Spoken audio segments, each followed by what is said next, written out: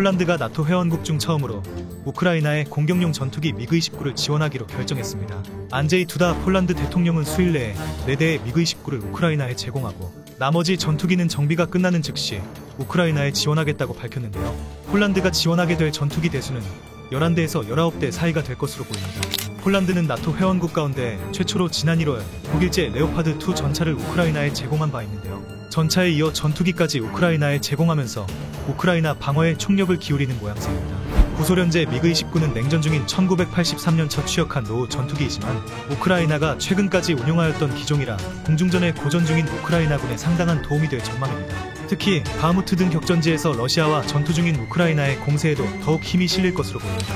폴란드가 우크라이나에 미그-29 전투기를 제공키로 하면서 여타 나토 회원국들의 지원이 이어질지도 주목되는데요. 러시아의 봄철 대공세를 앞두고 볼로디미르 젤렌스키 우크라이나 대통령은 미국과 독일 등 나토 회원국을 대상으로 F-16 전투기를 지원해달라는 요청을 거듭해왔습니다.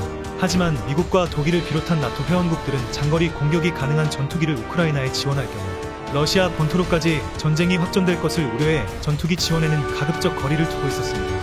하지만 폴란드가 전투기 지원에 선봉으로 나서면서 상황이 바뀔지도 주목되는데요. 실제 나토 회원국 중 일부는 우크라이나와 전투기 지원과 관련한 협의를 하고 있는 것으로 알려지고 있습니다. 폴란드에 이어 슬로바키아도 우크라이나에 미그-29 13대와 방공 시스템 쿠브를 지원하겠다고 밝혔습니다.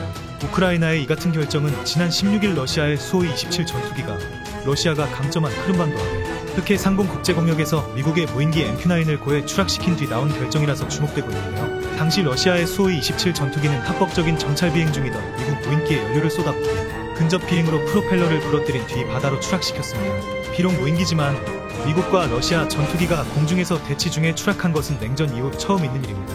미국과 러시아 양국 국방장관이 나서 사태가 확산되는 것을 원치 않는다며 봉합은 하였지만 자존심이 상할 대로 상한 미국 입장에서는 나토 회원국들의 우크라이나 전투기 지원에 묵인하는 모양새고 향후에는 직접 지원도 할 수 있는 명분이 생겨 양국의 긴장관계는 지속될 것으로 보입니다. 이처럼 폴란드가 우크라이나에 대한 지원을 적극적으로 펼치고 있는 가운데 대한민국 공군은 폴란드가 한국에서 대량 구매한 국산 경공격기 FA-50을 원활하게 운용할 수 있도록 폴란드 조종사 4명을 대상으로 비행 교육을 실시하고 있습니다.